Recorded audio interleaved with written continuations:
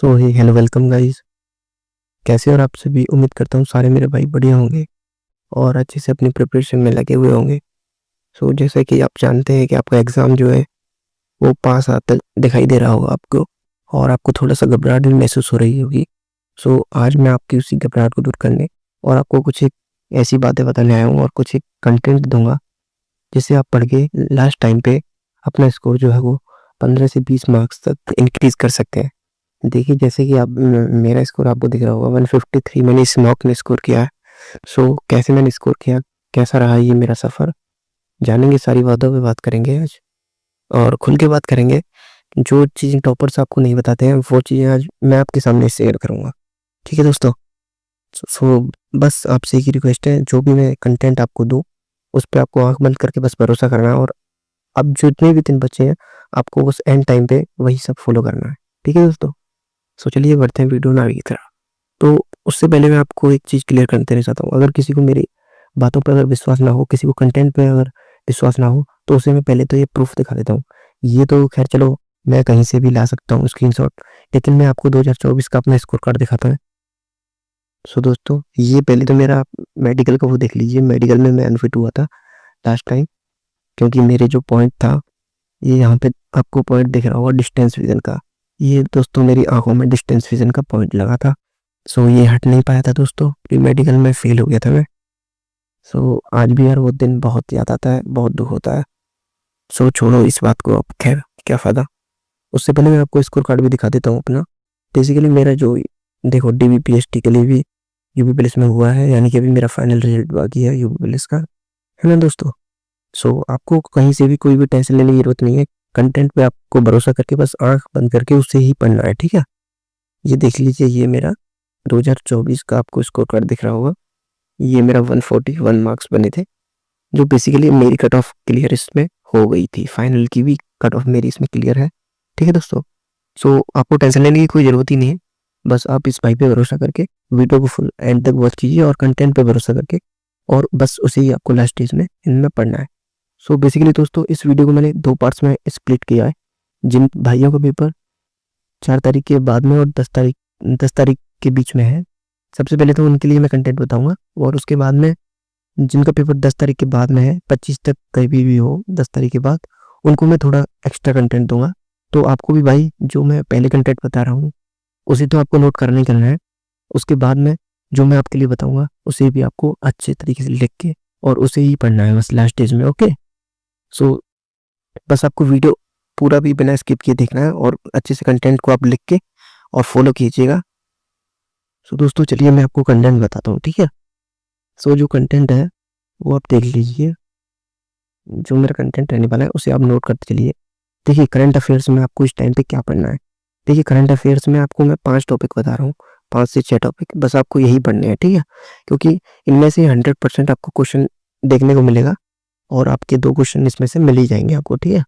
तो कंटेंट में current affairs में आप नोट कीजिए खेल पुरस्कार, यानी कि जो आपके अर्जुन अवार्ड मिले हैं, मेजर ध्यानचंद अवार्ड, उनको आपको एक बार देख लेना है। उसके बाद में आपको आईपीएल, जो आईपीएल हुआ है 2024 का, उसे आपको अच्छे से देख लेना है। बेसिकली उसका फाइनल किस स्टेडियम में हुआ है, ये सारी चीज़ें भी आपको देख लेनी है और उसमें मैन ऑफ द सीरीज कौन है और मैन ऑफ द मैच कौन है फाइनल में, ये सारी चीज़ें आपको थोड़ी सी देख लेनी है ना? इसमें से करंट अफेयर्स में यहीं से क्वेश्चन बनता है। उसके बाद में आपको T20 जो वर्ल्ड कप होता है वो देख लेना है और वनडे जो वर्ल्ड कप है वो आपको देख लेना है, ठीक है?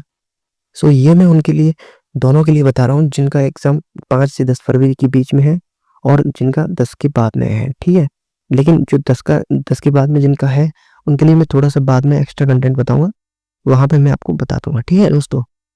सो आपको अब जो पॉलिटी में जो पढ़ना है, अब इस टाइम पे आपको जितनी भी नई नियुक्तियाँ हुई हैं ना, वो आपको पढ़ लेनी है और आपको जो जनगणना का डेटा है वो आपको ज़रूर से पढ़ना है।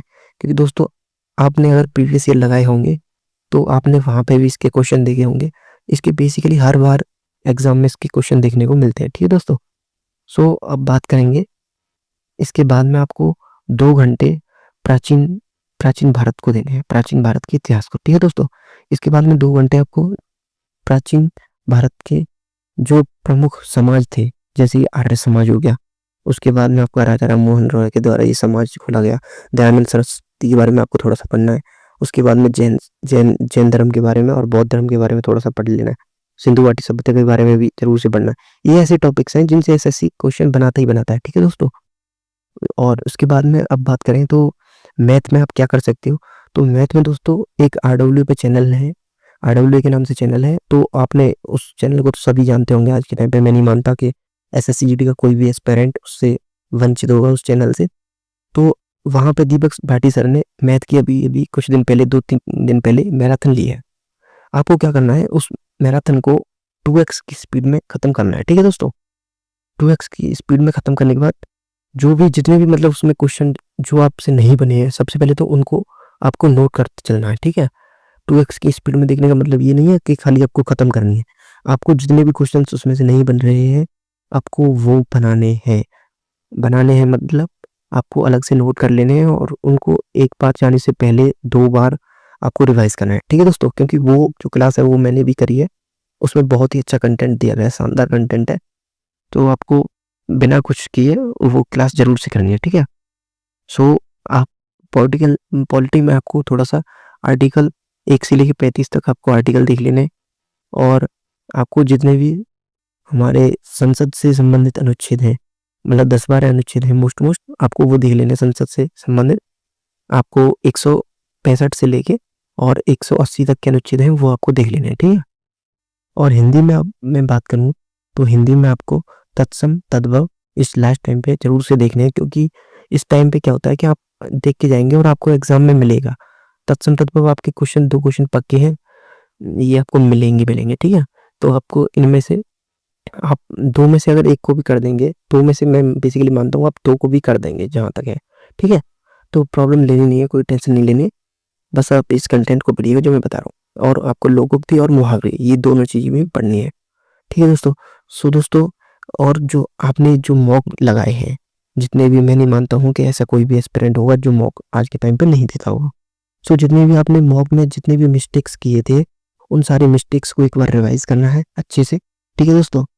तो ये आपका हो गया मॉक का, है ना, मॉक टेस्ट का रिवीजन हो गया। उसके बाद में आपको जितने भी स्टैटिक में अब आपको मैं बता रहा हूँ उसे आप ध्यान से सुनिए। जितने भी वाद्य यंत्र और वादक हैं उनको आपको अच्छे से देख लेना है। और संगीत नाटक अकादमी पुरस्कार जो आपके 2023 में दिए गए हैं उनको मोस्टली देखना ही देखना है। ठीक है दोस्तों। और आपके लोक नृत्य कलाकार और लोक नृत्य और शास्त्रीय नृत्य जितने भी हैं आपको वो एक बार अच्छे से पढ़ लेने हैं। और इसमें भी अगर मैं आपको बताना चाहूँ, हिंट देना चाहूँ, तो आपको सबसे ज़्यादा देखने हैं तमिलनाडु के, आंध्रा के, पश्चिम बंगाल के, असम के और कर्नाटक के। ठीक है। इनमें से और उड़ीसा के, इनके सबसे ज़्यादा आपको देख लेने हैं। इनका तो एक भी आपको छोड़ना नहीं है, चाहे वो कलाकार हो लोक नृत्य का, चाहे वो शास्त्रीय नृत्य का कलाकार हो। ठीक है दोस्तों। अब ये कंटेंट तो हो गया स्टार्टिंग वालों के लिए।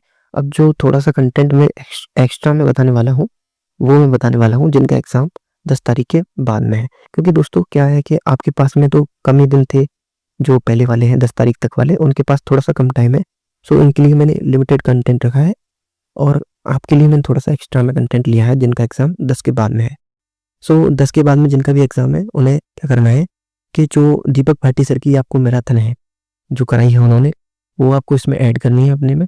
और उसको ऐड कैसे करना है कि उसके बाद जो उसको करने के बाद में आपको चैप्टर वाइज मैथ की प्रैक्टिस करनी है। ठीक है दोस्तों। तो वो चैप्टर वाइज आप प्रैक्टिस कहाँ से कर सकते हैं, या तो आपके पास में कोई बुक होगी आप उससे प्रैक्टिस कीजिए चैप्टर वाइज, है ना। और या फिर आप टेक्स्ट बुक के जितने भी चैप्टर वाइज टेस्ट आते हैं, आप एसएससी जीडी का जो सेक्शन खोलेंगे उसमें टेक्स्ट बुक पे, वहाँ पे आपको चैप्टर टेस्ट मिल जाएंगे मैथ के। ठीक है। तो आपको वहाँ से प्रैक्टिस करनी है। बेसिकली आपको वहाँ पे 10-10 क्वेश्चन के सेट मिलेंगे, 10-10 क्वेश्चन के 2-2 सेट मिलेंगे, तो 20-20 क्वेश्चन पर चैप्टर आपके हो गए। तो यही आपको कर लेने हैं। ठीक है दोस्तों। तो ये सब आपको करने के बाद में क्या करना है, ये सब करने के बाद में आपको 2 सेक्शनल टेस्ट मैथ के डेली लगाने हैं। ठीक है। 2 सेक्शनल टेस्ट आपको लगाने हैं और अच्छे से उनको एनालाइज करना है। एनालिसिस मीन्स ऐसे नहीं है कि आपको बस आपने देख लिया कौन सा क्वेश्चन गलत दिया है, कौन सा क्या हुआ है, ऐसे नहीं देखना है। आपको बाकायदा उन पे काम करना है कि ये क्वेश्चन मेरा कहाँ से गलत हुआ है, क्या ये मेरा चैप्टर ही वीक है या फिर मैंने ये चैप्टर मतलब पढ़ा नहीं है या मेरा कॉन्सेप्ट ही लैग कर रहा है और मैं कहाँ लैग कर रहा हूँ इस कॉन्सेप्ट में अगर मैंने पढ़ा है तो, ठीक है। और आपको अलग से वो एक नोटबुक में आपको नोट करना है और एंड टाइम पे जाने से पहले, आपके एग्ज़ाम से पहले आपको 2 बार उन्हीं क्वेश्चंस को 2 बार रिवाइज़ करके जाना है अच्छे से, ठीक है दोस्तों। और रीजनिंग में आप क्या कर सकते हैं, रीजनिंग में भी आप एक सेक्शनल टेस्ट आपको डेली लगाना है। अगर आपके पास में टेक्स्ट बुक का पास भी नहीं है, तो आपको पता है RWA पे डेली के सेक्शनल टेस्ट आते हैं, ठीक है। अब वो 4 तारीख के बाद में तो अब आएँगे नहीं, तो जितने भी पहले के आपके वो पड़े हुए हैं तो उनको आपको लगाना है, ठीक है। बेसिकली वहाँ पे बहुत सारे आपको टेस्ट मिल जाएँगे RWA के चैनल पे सेक्शनल टेस्ट, तो आपको उन्हीं को लगा लेना है, ठीक है। और आपको 2 मॉक टेस्ट आपको डेली लगाने हैं, प्लस उनका एनालिसिस करना है अच्छे से। और जितने भी आपके अभी भी चैप्टर वगैरह अगर वीक रह रहे हैं, तो आपको अभी भी टाइम है आपके पास में, तो आप तो अभी भी उनको कवर कर सकते हैं अच्छे से। सो दोस्तों, यही सारी चीज़ें थी जिनसे आप अपना स्कोर जो है एंड टाइम पे बूस्ट कर सकते हैं 15 से 20 नंबर। और जैसे कि मैंने भी इस टाइम पे अच्छे से अपना रिवीजन वगैरह करके ये जो स्कोर है मेरा, आपको मैं दिखा दूँ। पहले जो मेरा स्कोर था वो एकदम बेकार आता था। जैसे कि मेरा स्कोर जो आता था देखो 105 नंबर तक भी मेरे आए हैं, मतलब लास्ट पेपर्स में, है ना। तो मैंने ये ऐसे ही बूस्ट किया था। अच्छे से मॉक टेस्ट एनालिसिस करो, उन पे काम करो, अपने वीक चैप्टर्स पे, वीक पॉइंट्स पे, और आपका स्कोर खुद ही बढ़ जाएगा, ठीक है। और ये जो मैंने कंटेंट बताया है, इस पे आप आँख बंद करके भरोसा करके इसे आप रेगुलरली पढ़िए जब तक आपका एग्ज़ाम नहीं है, और आप फिर देखिए रिजल्ट आपका कितना अच्छा रहेगा, ठीक है दोस्तों। So thank you so much for watching this video. और अगर वीडियो पसंद आए तो चैनल को भी सब्सक्राइब कर लेना, क्योंकि आपको कोई भी फेक इन्फॉर्मेशन यहाँ पे नहीं दी जाएगी। सारी चीज़ें प्रूफ के साथ में आपको दिखाई जाएंगी, जैसे कि स्कोर कार्ड वगैरह दिखाया। और ये आप मेरा देख सकते हैं, ये मेडिकल का वो था, मैंने बता दिया पहले भी, इसमें भी मेडिकल आउट हो गया था। सो दोस्तों, अब कोई बात ही नहीं है, ठीक है। आपको अच्छे से अपना एग्ज़ाम में परफॉर्म करना है, अपना बेस्ट देना है। और आपको ऑर्डर क्या रखना है, आपको ऑर्डर ये रखना है कि पहले, सबसे पहले आपको हिंदी को सॉल्व करना है। हिंदी में जैसे ही आपको कम से कम 4 मिनट ज़्यादा से ज़्यादा उसको देनी है हिंदी को, ओके। उसके बाद में आपको रीजनिंग को आप 15 मिनट दे सकते हैं। 15 मिनट से दोस्तों ज़्यादा आपको पहली बार में रीजनिंग को नहीं देना है। और आपको फिर करना है जीएस को, उसके बाद में आपको सबसे लास्ट में मैथ कराना है, ठीक है दोस्तों। सो यही स्ट्रेटेजी थी आपकी, जिससे आप अच्छे से मॉक्स में और अपने रियल एग्जाम में भी अच्छा स्कोर कर पाएंगे। उम्मीद तो यही है। सो दोस्तों, बस यही था वीडियो में। Thank you so much.